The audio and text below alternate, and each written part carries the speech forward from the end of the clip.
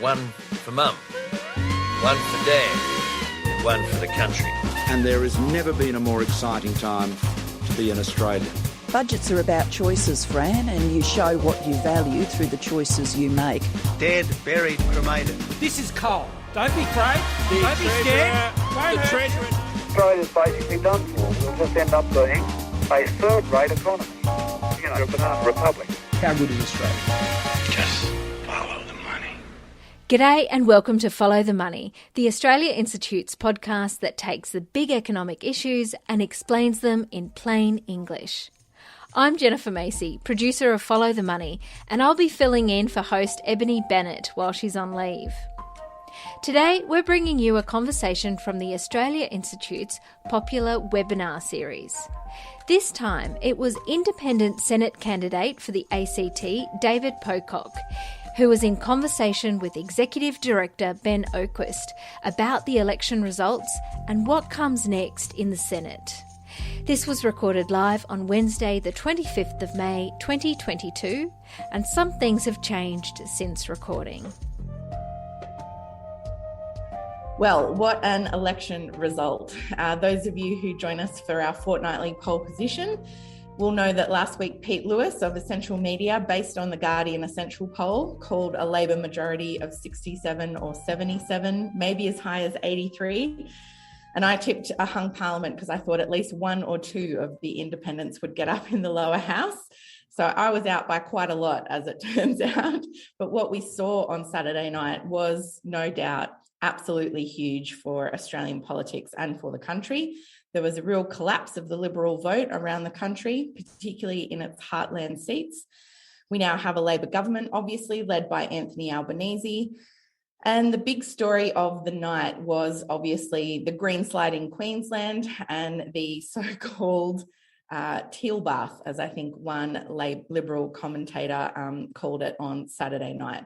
There's 6 community independents winning seats from the Liberals in Sydney and Melbourne, joining what will be an enormous crossbench. And of course, a lot of people forget about the Senate, but not here at the Australia Institute. And the next Senate is likely to see Greens and Labor have a blocking majority. The Greens will have 12 in total in the Senate. And of course, here in Canberra on Ngunnawal and Ngambri country, independent Senate candidate David Pocock looks set to take the second Senate seat from Liberal Zed Seselja. So thank you so much for joining us today, David Pocock.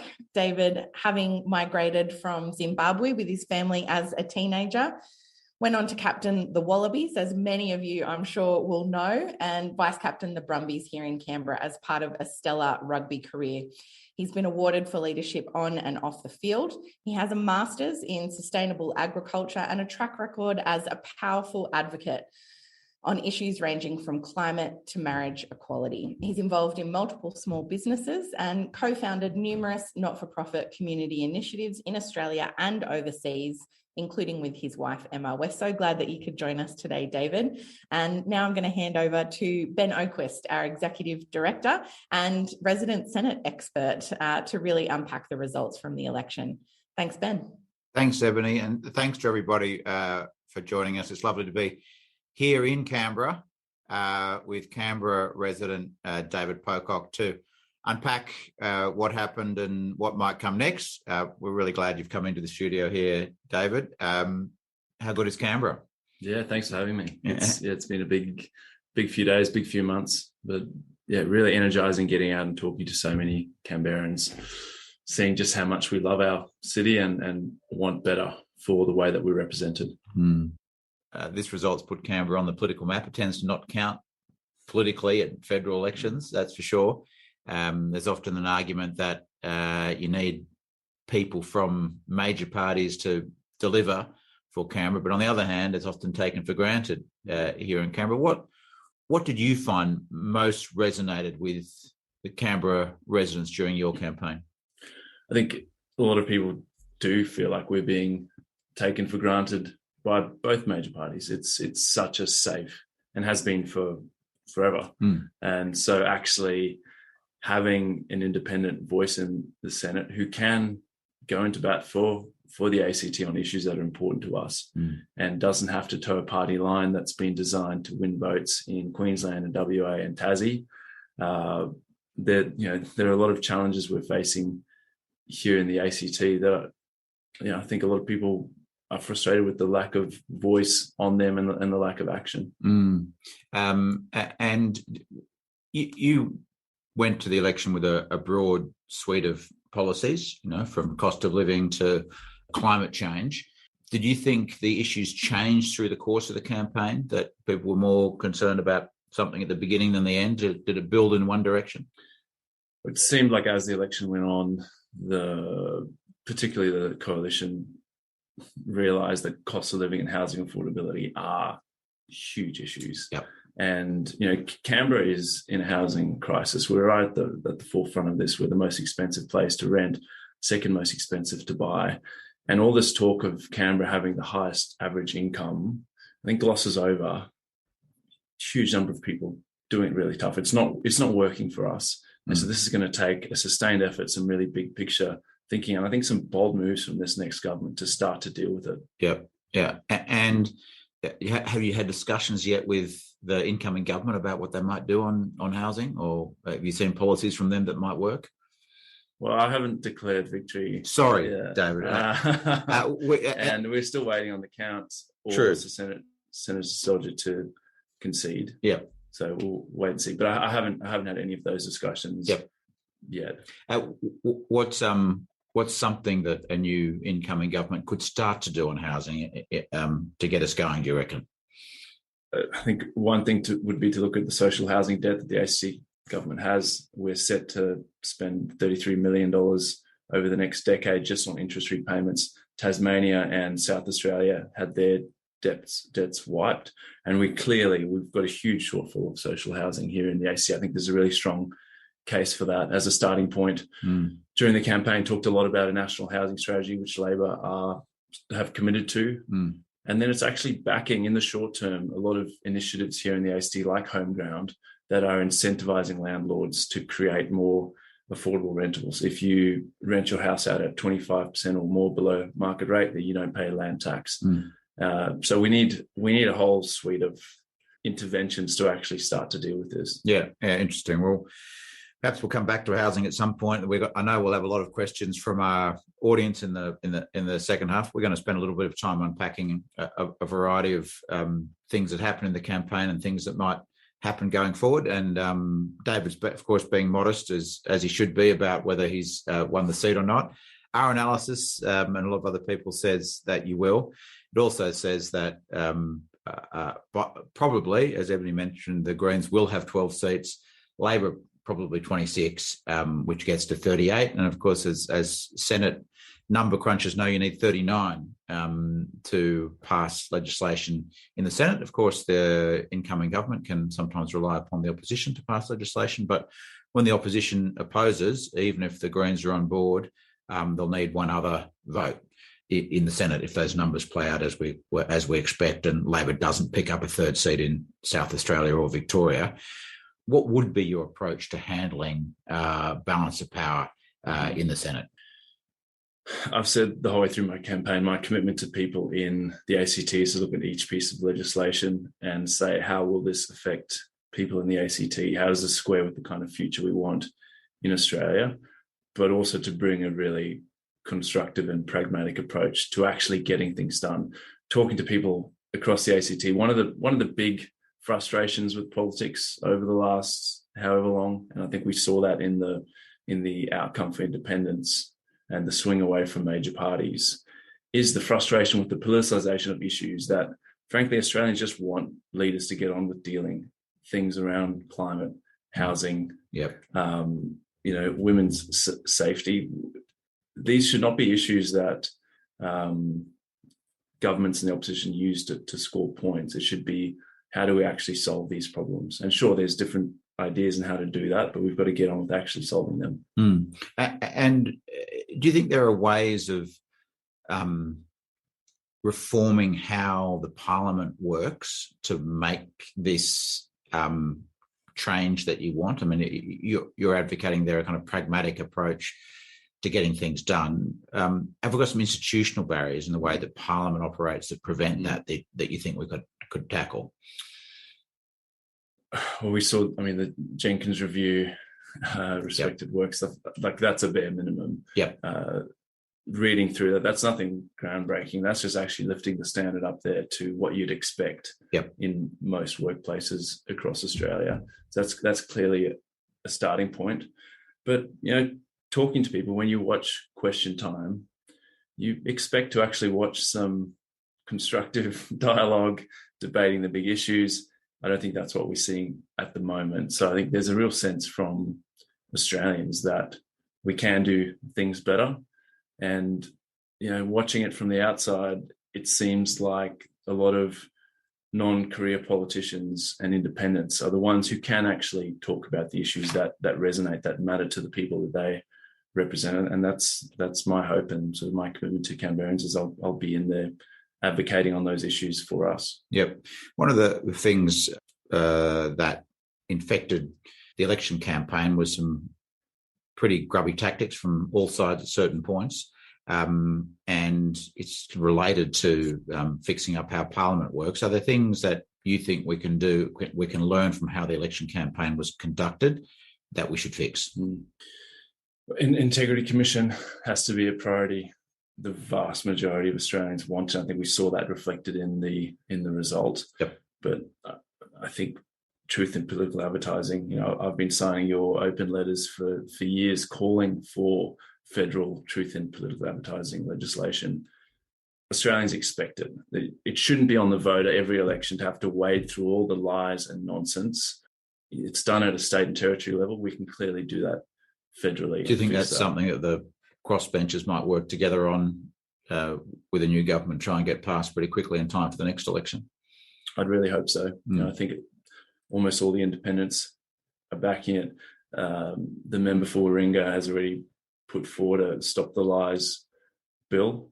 So this is clearly something that Australians want to see happen. And we saw at this most recent election, I was targeted with a sort of fear campaign. Other independents were actually targeted by Labor with a very similar campaign trying to, paint her as a Liberal candidate. So clearly we need to do work in this area. It's inconvenient for the major parties, but it's what the community wants. So we should get on with it. Yeah. But while we're here, Eb, a lot of ideas about how to reform our democracy and make it better for the 47th Parliament. And I'm going to give a copy to David while he's here. It outlines the case for truth and political advertising, but plenty of other good ideas there as well. So delve into that. David, I did want to come to the issue of climate change. We were discussing just before we went on air here how it was only after the election that the pundits, the media, everybody is kind of rightly declaring it the climate election, where it wasn't being called that for the election, but clearly it had a big impact on voters. What's your take about how there was a misread about how important climate change was? I certainly think climate was part of it. I don't think it was the only thing. We've heard a lot about the Green slide, but there were more independents elected than Greens members. So I think it was much more than that, and it was tied to integrity and women's safety and people just feeling like they're not actually getting the representation that they deserve, that politicians aren't getting on with actually looking forward and solving these big problems in a way that turns them into opportunities. When it comes to climate, there's clearly been a societal shift on this. We know that we have to play our part in the international community and we have to play our part in the Pacific. It is, as someone who's spent, the last 15 years in rugby teams where half of the squad has a Pacifica heritage, we have to be doing more. You can't talk about the Pacific family if you're not leading on climate change, because this is an existential threat for many of these nations. So, I certainly think it's to do with that, but it's also about the shifting economics when it comes to climate. Australians know that we're missing out on opportunities now, both in terms of building an economy for the future, but also household savings. There's a lot of work coming out showing that there are really meaningful savings at a household level. On average, $3,000 to $5,000 per household per year. You compare that to a 6-month fuel excise cut or $150 in your bank account. You can't compare the two. So this is a massive opportunity for us, and something that I think will and should be a priority for the next Parliament. How important was that a reframing of the climate change message to your campaign, in the sense of, we had that big cost of living kind of crisis take over the election campaign narrative at some point, and as you've mentioned, undoubtedly genuinely felt by the community.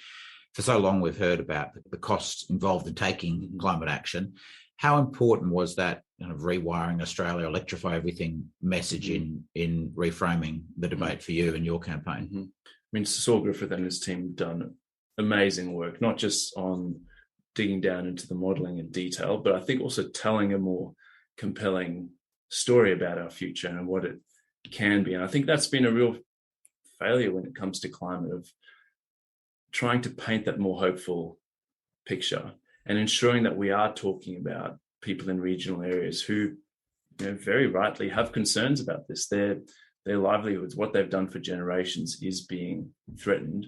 We've got to find ways to talk about it in a way that is giving them a better future. And I think we're finally starting to get there. We've left it very late, and there's a lot of catching up to do, but it is such a huge opportunity for us here in Australia. And going up to COP26 last year in Glasgow was such a reminder of just how out of step we are with the international community, but also with our key trading partners.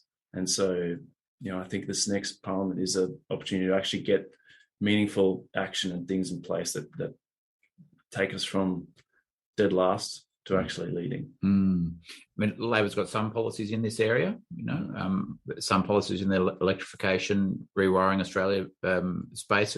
You think there are specific things that they could move further on in that area?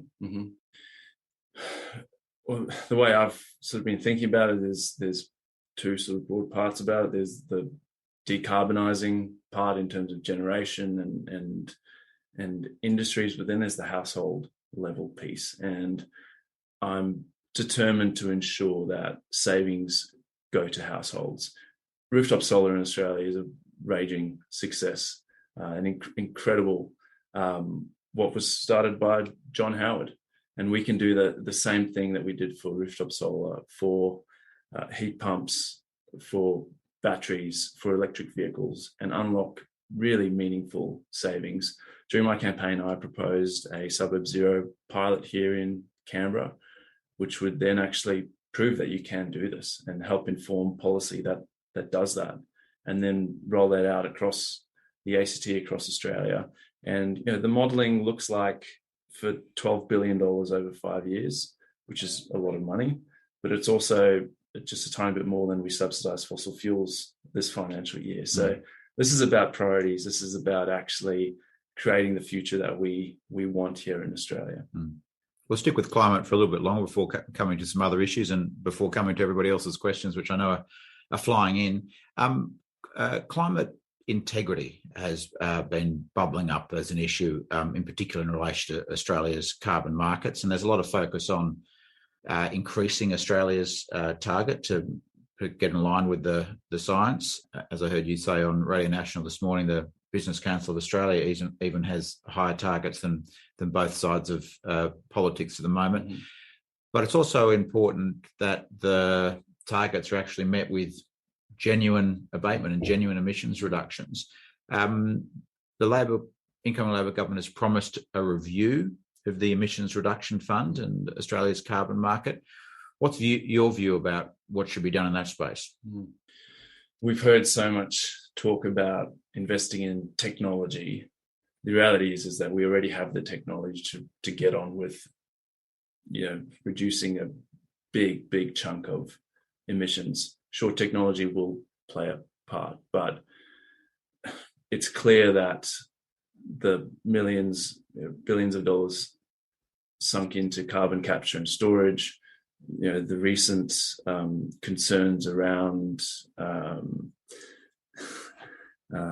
sort of carbon trading schemes in Australia, it all needs a good review, and integrity has to be central to it. If we're genuine about actually solving this problem, then the actions we take have to be good bang for buck. We should be paying taxpayer money on things that are genuinely going to make a difference. And, coming from a farming background, I think part of the debate that we have to reframe is that farmers and land managers have a really important role to play in this. Half of Australia is managed by farmers. So we have to ensure that we're working with them. We're not villainising farmers, but we're incentivising them and rewarding them for actually looking after this amazing continent that we live on. Good. We'll come to a couple of other issues, if we can. You've been a strong advocate of territory rights.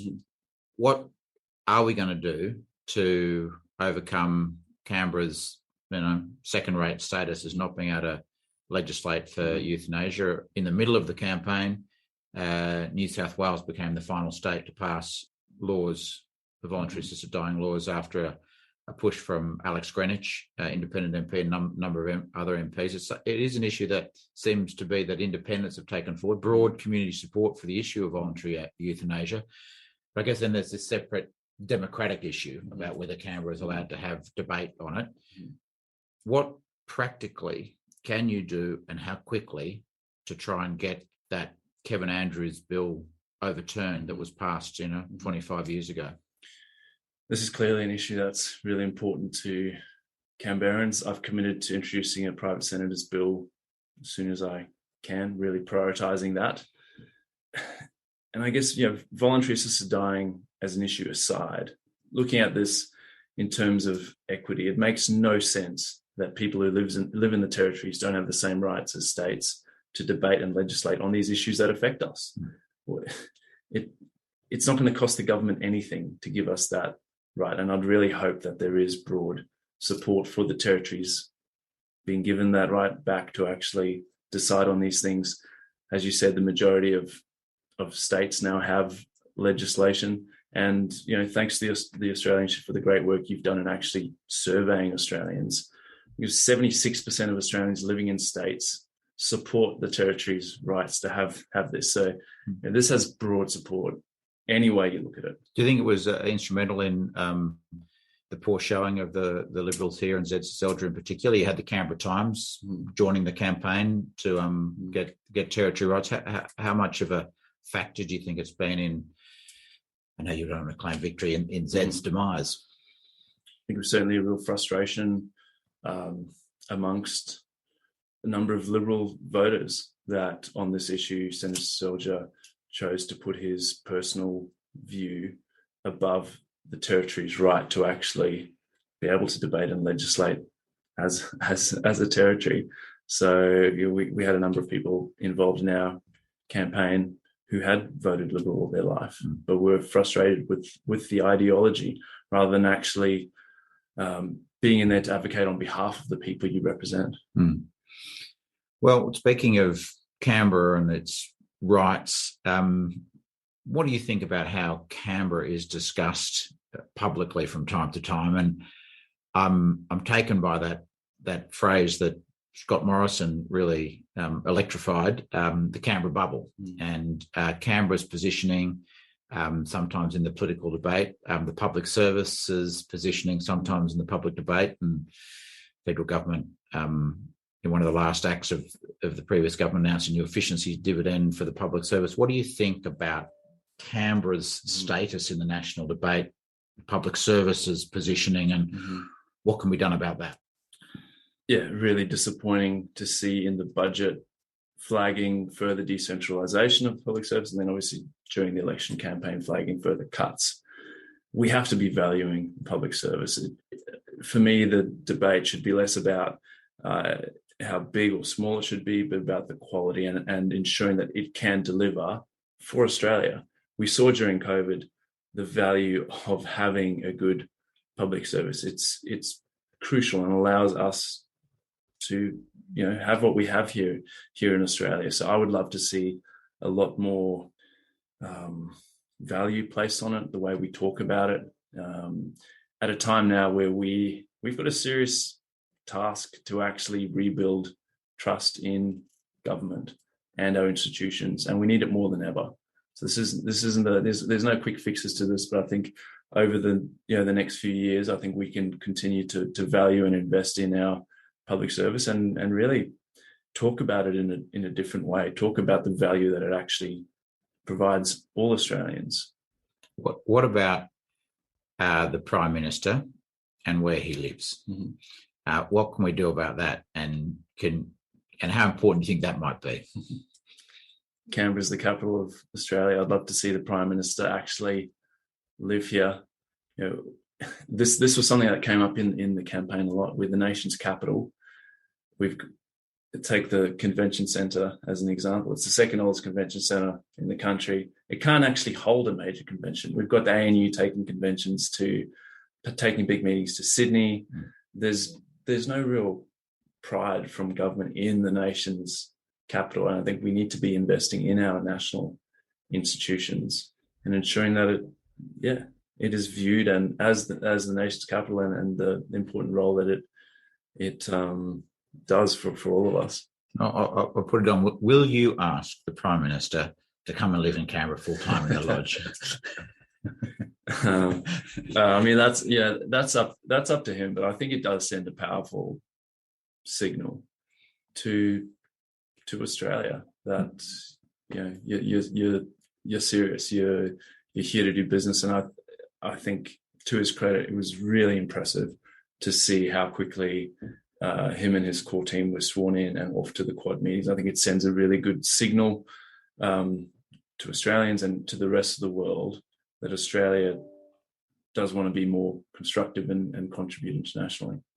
One last leading question on Canberra and its pride. We're a bit of a Canberra fan club here at the Australian Institute, being based here, so it's nice to have a senator talking positively about it. One last thing that maybe connects those two issues is you mentioned that it was good to see the new Prime Minister being sworn in so quickly and off to the Quad and talking about climate change. One of the things that was discussed as he went over there was, I'll put you on the spot here, David, was Australia hosting a COP, and that Albanese might be. The incoming Labor government has promised to try and bid for one. You mentioned being over there in Glasgow, and it was nice to spend a bit of time with you there myself, and being impressed by the COP and being embarrassed about where Australia stood. What do you think about Australia hosting a COP, and what do you think about Canberra hosting that COP, and what do we need to do to make that happen? I'd be supportive. I think it would signal a real change in direction in terms of the Pacific and actually ensuring that we're leading. We should be standing up for Pacific Island nations on climate. They look to us for leadership, and it's no surprise that we've seen what's happening with the Solomon Islands. We have to up our diplomacy, we have to up our support, and we have to up our leadership on climate. So I think it could be a really powerful thing to announce that we're back and we're going to be part of solving this problem. I mean, climate change is personal for a lot of Australians now. You think back to the bushfires here in Canberra, the worst air quality in the world, straight into 2 years of a global pandemic. I think we'd had enough time to actually process those bushfires, and then we've seen floods up north, fires in WA. We've had warning after warning from the IPCC. We just need the political will now to actually get on with doing what leaders should be doing, is dealing with problems. And can we ask the government to host the COP in Canberra? We've got the facilities. I don't think at the moment, which is a real shame. The business community in Canberra has been banging on about a fit-for-purpose convention centre for over a decade. Every year they turn away $20 to $25 million worth of business just because it's too small. It could be great for Canberra to actually invest in something like that can not only hold international showpiece events like a COP, but also host government conferences and cybersecurity. There's so many great industries here in Canberra that I think would make use of a facility like that. I'm going to ask a couple more questions before we throw back to Ebony and get her to get us into what the audience wants to ask you. But a couple of more personal questions. David, when did you decide to run for the Senate, and how different or similar was the campaign to what you anticipated? What was the kind of surprise or what you didn't expect from where you started to where you ended up? Yeah. So early last year, a group called ProAct formed, which was really modelled off the Voices of Indi group. And they started looking for an independent Senate candidate. So I had a number of people throughout last year hassling me saying, we really believe there's a pathway for an independent in the Senate and the ACT. It's never been done before, but it is possible. Would you consider it? I was working on a conservation and agriculture project in Zimbabwe and, thought about it, but didn't think it was something I wanted to do. I guess as time went on, I thought about the things that I care about and the opportunity to actually represent a community that I love. I've said for years that we need less career politicians. We need people who don't actually need to be in politics, but want to be there to contribute. And then I guess going up to COP26, you actually see how important leadership on these big issues is and the difference it does make. And talking to people from, different countries saying, we just don't understand what's happening in Australia. This is such an opportunity for you guys.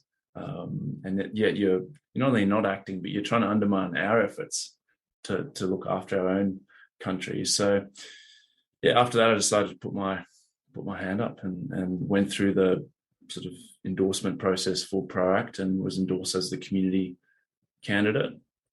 The thing that surprised me, I think, just how energizing I found it. Getting out and meeting thousands of Canberrans and groups, and we have such an incredible city.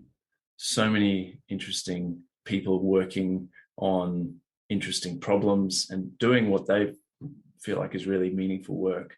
So I really enjoyed it. We had a great little team. We ended up with just over 2,200 volunteers, which just blew me away. The amount of time and effort that people put in to this, many of them for the first time. And that was one of the cool things about it is, we'd often have these little meetups for new volunteers and you'd go around the circle and they'd say, this is me for the first, getting involved for the first time. I say, yeah, me too. This is all new, but this is exciting and we can hopefully really contribute here. One last thing before I go to you, Ebony. You seem very relaxed, composed guy, David. A number of people have commented on it to me. How are you like this? Is there music you like to listen to? Is there things you like to read? What is it that keeps you in fine form and relaxed and calm, especially through such a big thing as a campaign and now being the big surprise packet in the Senate? One of the things that I was criticised a lot for during the campaign was, how does playing professional sport in any way prepare you or qualify you to run for politics? One, I was involved in a whole bunch of other stuff outside of professional sport, but I think there are a number of things that does actually prepare you for. A big part of it is obviously working in a team, driving what's best for the team as a leader, being able to work with people that you don't necessarily agree with, but you've got some sort of common goal. I think the other thing is around performing under pressure and being able to just kind of roll with it and try and maintain, you're cool and get a good night's sleep when you're under pressure. So hopefully I can use all those things. Should I be a senator for the ACT? Terrific. Well, Ebony, we better let the audience, I know there's a big one online and they will have been asking lots of questions. I better give them some time. So over to you. Yeah, thank you, Ben. We've got more than 50 questions here, so we're not going to get through all of them, I'm afraid, but we've got close to 800 people on the line with us with lots of questions. So thank you so much, everyone, for your interest. David, I want to start with this first question from Greg Ebeling, who says, David, will you help end the $11.6 billion in fossil fuel subsidies, and how would you reinvest that money? Could you talk to us a little bit about that level of fossil fuel subsidies and what you think can be done about it? It's a big one. Certainly not something I think you can just turn off, but we clearly have to reprioritize the way that we spend money in Australia.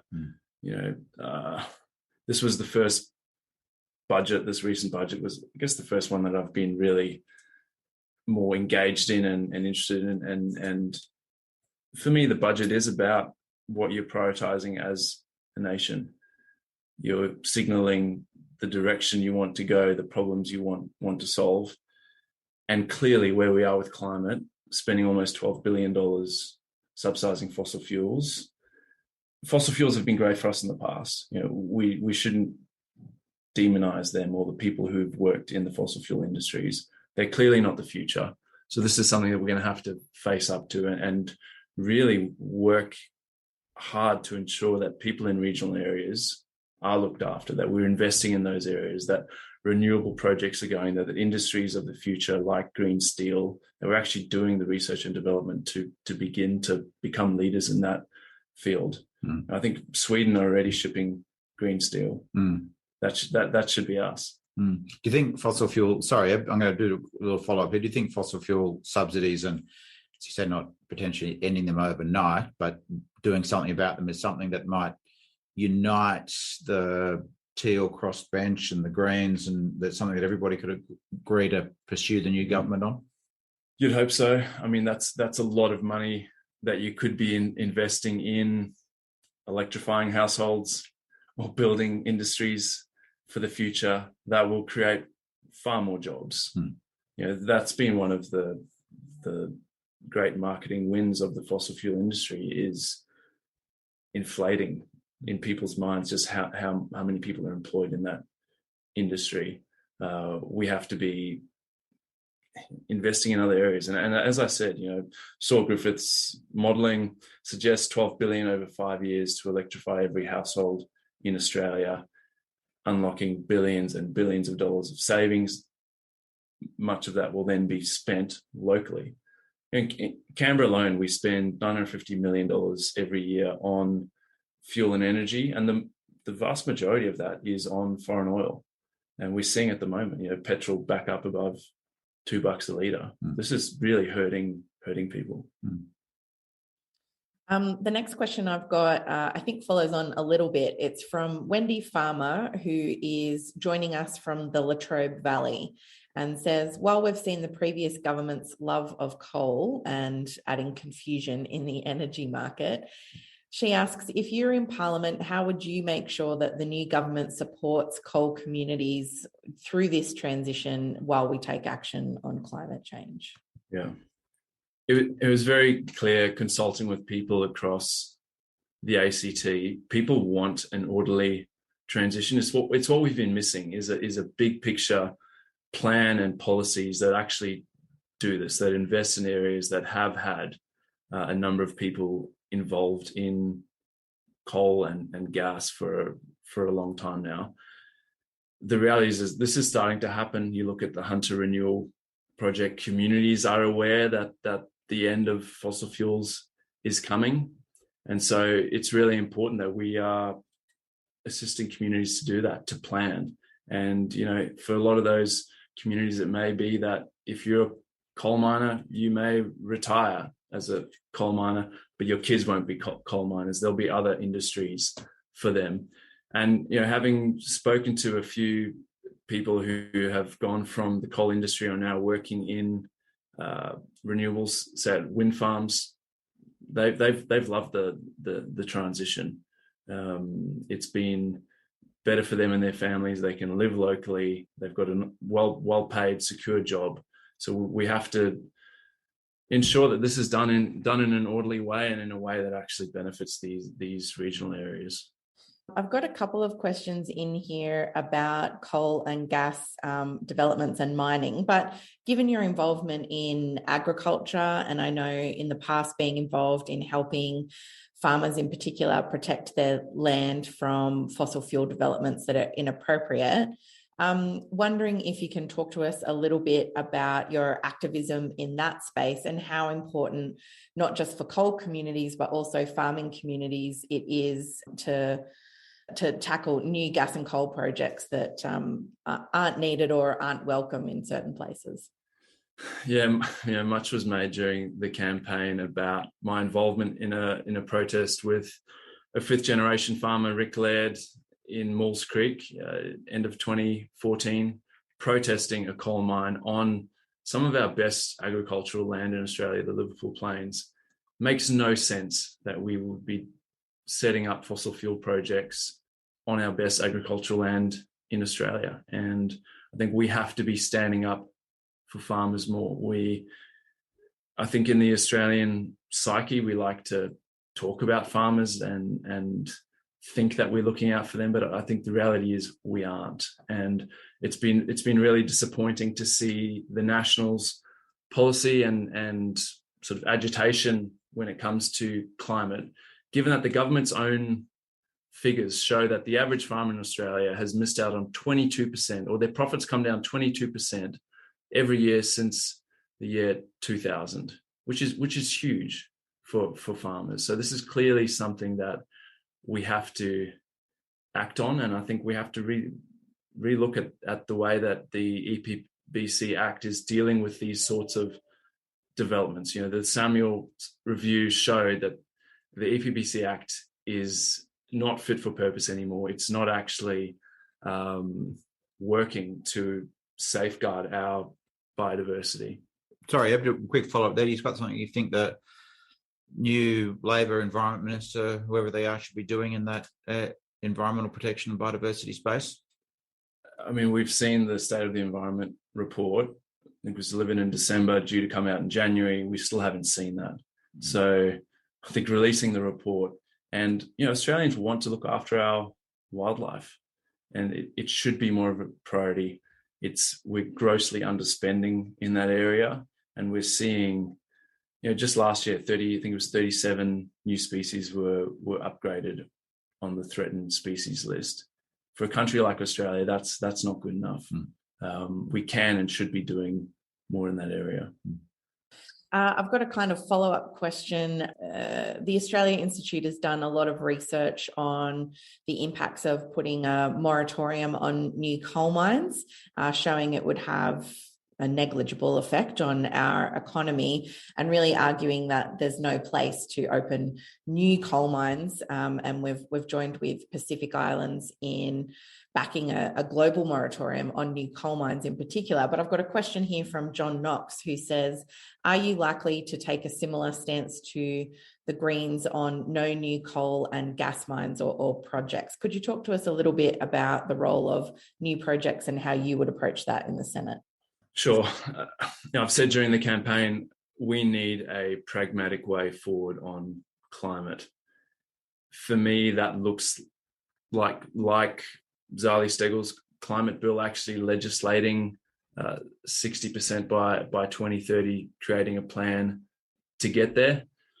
I'm not sure if the way to do that is to actually go with a moratorium. I think actually having the targets and moving Australia forward in terms of electrification, in terms of investing in renewables and investing in the regions, I think the result could be very similar without having to go through more sort of climate wars and everything that has. It's been so damaging for Australia. The next question I've got here is from Robin Gardner, who asks, will you actively support Helen Haynes' proposed ICAC model with truth in advertising, proper funding, etc., if we can move to that issue of integrity? Yeah. Very, very quickly, yes. During the campaign, I backed Helen Haynes' bill. It's been it was a huge process of consultation. It's been lauded as the gold standard when it comes to an integrity commission. Labor have come out and said that they will prioritise it. They've said hopefully by December. So I would hope that they will back Helen's bill. We'll wait and see, should they have to go through the whole consultation and redrafting process, that could really delay things.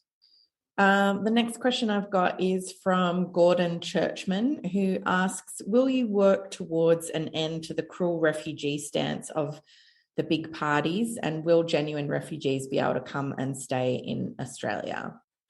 This was something that came up a lot during the campaign. My sense is that people in Canberra want a more compassionate approach. What we're doing at the moment is cruel, and it's also incredibly expensive. We have to find a better way of dealing with refugees. Having said that, we can't go back to the madness we saw in the 2010s with boat arrivals and both sides of politics doing what they were doing. So it's a really big one. It's going to be a challenge, but would certainly support a more pragmatic way to actually deal with this issue, and to ensure that people who are genuine refugees in Australia can contribute, and they're not being held in limbo for years and years. I've got a couple of people in here kind of commenting on the actual election results and the shift away from the major parties. John Neve is asking how damaging the two-party system has been for creating the situation we are now in. But David, I just wondered if you could reflect on that kind of big shift from voters away from the major parties, and if you see that as something that's kind of here to stay. And in your experiences with voters, out on the hustings, what was the feedback that you were getting from people? And then Ben, I might get you to kind of give us a big picture on the results after that. But David, what was the feedback from people on the ground? Yeah, I'm certainly no political expert. Talking to people, I think there were a few things: a frustration about being taken for granted as such a safe, an area of safe seats here in the ACT. Frustration around the politicization of issues like climate, where people just want government to get on with the way forward and actually dealing with it. But then I think also seeing what independents around the country have been able to do to actually represent their communities on issues that are important to them. And for example, in the last Senate, Senator Patrick, the work he was doing around freedom of information and integrity, Jackie Lambie really going into bat for Tasmania, having their social housing debt wiped, almost single-handedly getting a Royal Commission into veteran suicides. Despite what the major parties say, independents can actually get things done, and there's clearly going to be a really important role for independents going forward. And I think it's a great wake-up call for the major parties to reconnect with the people that they are actually in there to represent. One of the other things which I think ties into it, and finally this election became an issue, was money in politics and political donation reform. I think it's something that should be on the agenda. We should be looking at more transparency around political donations, potentially looking at caps, because it's clearly corrosive, and Australians know it now. They know that it's having an influence, and politicians are making decisions that aren't actually in the best interests of everyday Australians. Ben, I wonder if I might just come to you. I know we've been very focused on the ACT and the Senate in particular, but as I kind of talked about it right at the beginning, this is a bit of a bombshell election result on a number of fronts. How much is this shift, or the shifts that we saw on Saturday night, going to change politics in general moving forward, do you think? Well, I think David's win in the ACT is emblematic of something bigger that happened across Australia, and David's part of that. He's led it. He's been involved in it. There are some things that are specific to the ACT, why it happened here, but there are also some themes it's feeding into nationally. And I do think this is the most transformative election in Australia since 1972. Labor's win in the House of Representatives is narrow in the sense of they're only just going to get to 76 seats probably. But while they didn't win in a landslide, the coalition lost in a landslide, and it's going to be reduced to the smallest number of seats proportionally they've had in the House of Representatives since the Second World War. And that underscores what a big shift has happened. David's right. The trend away from the major parties was exacerbated this election. The coalition Labor Party vote combined will be less than 70%. It was 75% at the last election, and there's been a long-term decline, partly as part of a global trend that's seeing a realignment of politics. And in a way, I think this is an election where you saw the dam burst in a number of ways, not just the success of the independents and not just the success of the Greens, but Labor won a whole lot of seats too that you wouldn't normally expect them to win. Seats like Higgins in Melbourne, a seat that has been held by former prime ministers and former treasurers. Labor was able to win it, whereas an independent won Kooyong, and David Pocock's won here in the ACT. So it's an election that has really changed the makeup of politics. Now, actually, the physical makeup of the parliament's going to be changed. And I think if you imagine sitting in the Senate or in the House of Representatives as a prime minister and opposition leader and looking across the chamber, you won't just be looking at your opponent. You'll be looking at a kind of new reality. Across both houses of parliament, there's likely to be about 35 crossbenchers in total. If you add them all up, that's a sizable change in the chamber. And I think it's going to lead to a sizable change in the debate. On climate change, we've so long been talking about why we can't take action. And I think the debate really moves now into how we can take faster action. That's just one example. And I think we're going to see a very transformed debate. That's not to say all our problems are going to be solved quickly and easily. There's going to be plenty of disappointments, but it is a transformative election that's going to change debates in all sorts of ways we haven't quite expected. And clearly David's a big part of that.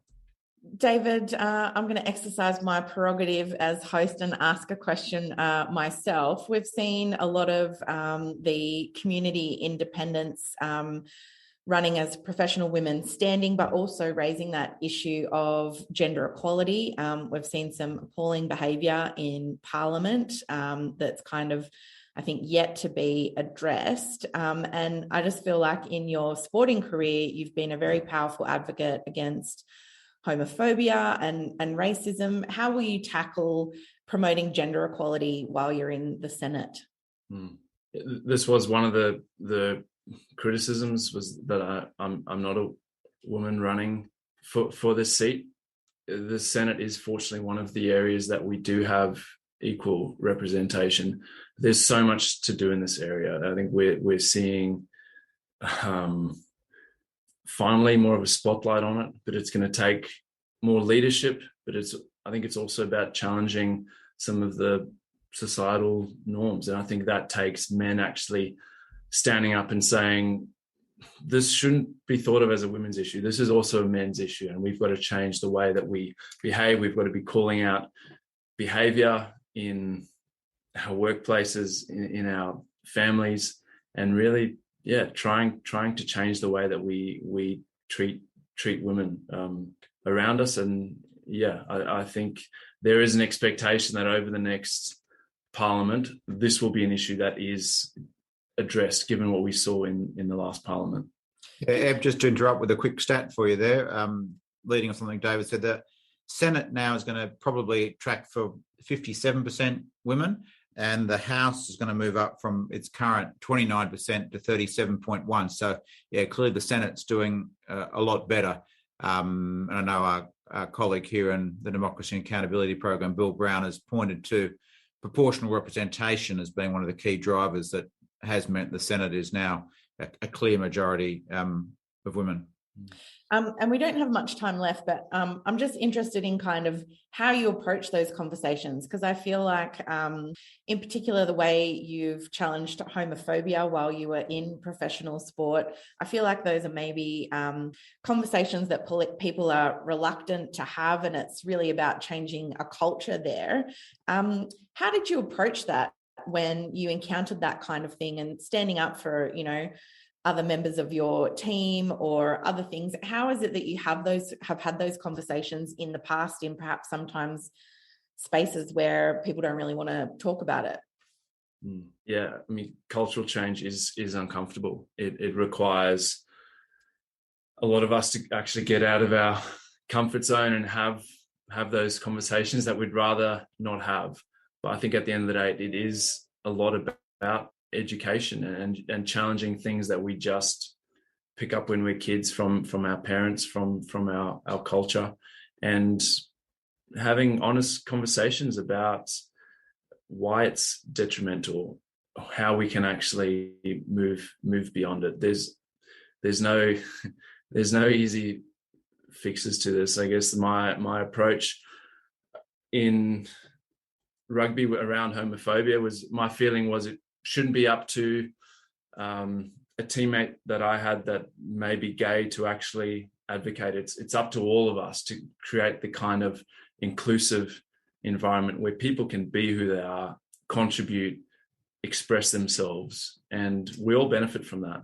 Thank you so much. We've only got a couple of minutes to go, so we'll have to wrap it up there. I'm really sorry that we couldn't get to everyone's questions. There were some fantastic ones in there. Thank you so much, everyone in the chat, for an excellent discussion as well. And of course, thank you to Ben Oakwest and David Pocock, Independent Senate candidate for the ACT and likely to secure that second Senate spot as soon as we can finish counting those Senate votes and preferences. Thank you so much for your time today, David. I know it must have been a very flat out campaign and still a bit of a ways before you might be able to claim victory, but we really appreciate your time today. No, thanks, Ebony. Great to be here. Thanks, David. Lovely. This has been a special webinar episode of Follow the Money. All our webinars are completely free and available on the Australia Institute's YouTube channel at australiainstitute.tv. All our latest research and content is at australiainstitute.org.au. And we're on Twitter at the Oz Institute with an AUS. This episode was produced by me, Jennifer Macy, and our theme music is by Jonathan McFeet from Pulse and Thrum, with additional music by Blue Dot Sessions. Thanks so much for listening.